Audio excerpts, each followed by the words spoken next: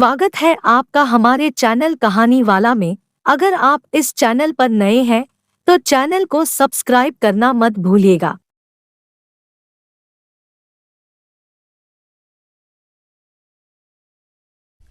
कौन बनेगा नेता। नगर निगम के चुनाव पास आने वाले थे। पूरे कानपुर शहर में टिकट को लेकर मारामारी शुरू थी, लेकिन सबसे ज्यादा चर्चा में वार्ड नंबर 40 की सीट थी। वो इसलिए क्योंकि इस बार वहां की सीट महिला के लिए आरक्षित थी। अब सवाल ये था कि चुनाव लड़ेगा कौन। इससे पहले ठाकुर साहब वहां से पार्षद थे और इस बार उन्होंने अपनी पत्नी सीमा ठाकुर को टिकट दिलवाई और ठाकुर साहब की शान के कारण सीमा जी ने 20,000 वोटों से चुनाव जीत लिया। अरे बधाई हो सीमा भाभी, अब तो आप वार्ड की पार्षद बन गई हैं। अब तो हमारे काम आप ही करवाएंगी। अरे ये तो सिर्फ नाम की पार्षद बनी है, वो तो महिला सीट आ गई, वरना पार्षद तो मुझे ही बनना था। अब भले ही चेहरा इसका होगा लेकिन पावर तो मेरी ही होगी। अरे वाह भाई साहब, क्या दिमाग लगाया है आपने भी। आइए आप लोग, खाना लगा दिया है सबके लिए। सीमा जी पार्षद बन चुकी थीं, फिर भी उनकी एक ना चलती। सारे काम ठाकुर साहब खुद ही संभाल लेते और जहां जरूरत पड़ती वहां सीमा जी का अंगूठा लगवा लेते। सीमा जी ज्यादा पढ़ी लिखी भी नहीं थी। एक दिन ठाकुर साहब और सीमा एक प्रोग्राम में जाते हैं। अरे ठाकुर साहब, आप आ गए। ओहो, पार्षद मैडम भी आ गई हैं। स्वागत है आप दोनों का। लगता है हमारे पार्षद फंड का सही इस्तेमाल हो रहा है। चलिए अब उद्घाटन करते हैं। ये लीजिए ठाकुर साहब कैची, आप ही सबसे पहले प्रवेश कीजिए। सब लोग आगे निकल जाते हैं और सीमा जी पार्षद होने के बावजूद भी पीछे खड़ी रह जाती हैं। वो देखती हैं कि वेलकम बोर्ड पर उनका नाम है, लेकिन महिला होने के कारण कोई उनका सम्मान नहीं कर रहा। अगले दिन एक आदमी उनके घर आता है। अरे ठाकुर साहब नमस्कार। कल ना हम नोटिस किए कि हमारा घर तो अवैध है और नगर निगम वाले उसे तोड़ने आ रहे हैं। अरे कुछ कीजिए ना ठाकुर साहब।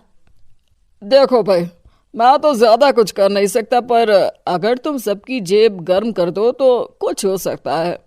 कुल मिलाकर 4 लाख लगेंगे। अरे 4 लाख ठाकुर साहब? अरे भाई, मैं अपने लिए नहीं मांग रहा हूँ। दरोगा है, इंजीनियर बाबू है, बड़े साहब है, सबको देना पड़ता है ना थोड़ा थोड़ा। बोलो है मंजूर? तभी वहां अचानक सीमा जी आ जाती हैं। अरे ये आप क्या कर रहे हैं? पहले इन्हीं लोगों से तो आपने वोट मांगे, अब इनसे ही पैसे ले रहे हो। अरे चुप रहो तुम, तुम्हारा काम है सिर्फ अंगूठा लगाना, तुम वही किया करो। मुझे दूसरे काम तुम मत सिखाओ, समझी? और तुम ना जाओ, अब पैसे लेकर आओ, वरना जेसीबी किसी भी वक्त आती होगी। सब कुछ ऐसे ही चलते रहता है। एक दिन सीमा जी और ठाकुर साहब को एक लोकल मीटिंग में बुलाया जाता है। वहां पर कई और अधिकारी लोग भी मौजूद रहते हैं। अब मैं चाहूंगा कि ठाकुर साहब हमारे बीच 2 शब्द कहें। मेरे प्यारे भाइयों और बहनों, आज मेरा सौभाग्य है कि मैं आप सबकी सेवा दिन रात कर पा रहा हूं।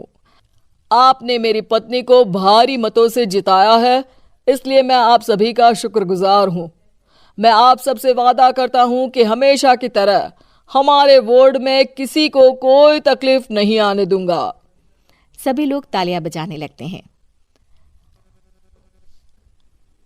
अब मैं माननीय पार्षद मैडम को स्टेज पे बुलाना चाहूंगा। अपने नाम को बुलाया सुनकर सीमा जी एकदम चौंक जाती है। उन्हें बिल्कुल उम्मीद नहीं थी कि इतनी बड़ी जगह उन्हें मंच पर बुलाया जाएगा। जैसे तैसे वो मंच पर चढ़ती हैं। ऊपर जाते ही सीमा जी को सारी पुरानी बातें याद आ जाती हैं कि किस तरह उनके पति उन्हें कभी भी आगे बढ़ने नहीं देते और उनके नाम से गलत काम करते हैं। वो बोलने लगती हैं। मैं आपके वार्ड की पार्षद सीमा हूं। आप में से बहुत कम लोग ही मुझे जानते होंगे, क्योंकि इससे पहले मुझे कभी ऐसा मौका ही नहीं मिला। सारे मौके मेरे पार्षद पति यानी आपके ठाकुर साहब ही लेते रहे, लेकिन आज ये मौका मुझे मिला है तो मैं इसे ऐसे ही नहीं जाने दूंगी। मैं आपको ये बताना चाहती हूँ कि आपके ठाकुर साहब मेरे नाम की आड़ में गैर कानूनी काम करते हैं, जिस पर अंगूठों के निशान मेरे होते थे। इसीलिए मैं अपनी गलती मानती हूं और आज अपने पद से इस्तीफा देती हूं, ताकि आगे से कोई गलत काम ना हो पाए। अब फैसला आप सबके हाथ में है कि आप हमें क्या सजा देना चाहते हैं।